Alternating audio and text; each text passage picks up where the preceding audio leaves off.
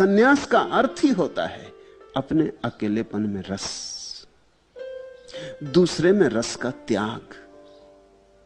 अब इस बात को समझना, दूसरे में रस के त्याग का अर्थ होता है दूसरे में विरसता का भी त्याग।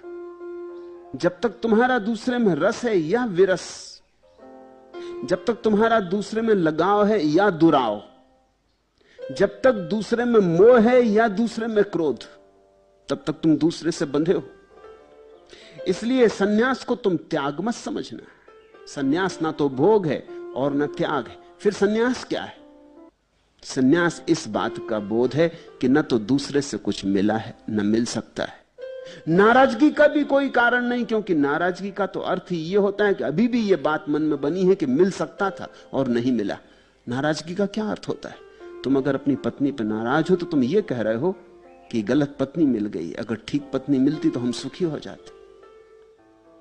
तुम अगर बेटे से नाराज हो तो तुम ये कह रहे हो कि कहां का बेटा घर में पैदा हो गया, कुपुत्र पैदा हो गया, सुपुत्र होता तो हृदय में बड़ी शांति हो जाती, बड़ा आनंद हो जाता। तुम वस्तुतः सत्य को देख नहीं पाए कि दूसरे में सुख होता ही नहीं, सुपुत्र में भी नहीं होता, कुपुत्र में तो होता ही नहीं, कुरूप में तो होता ही नहीं, स्वरूप में भी नहीं होता।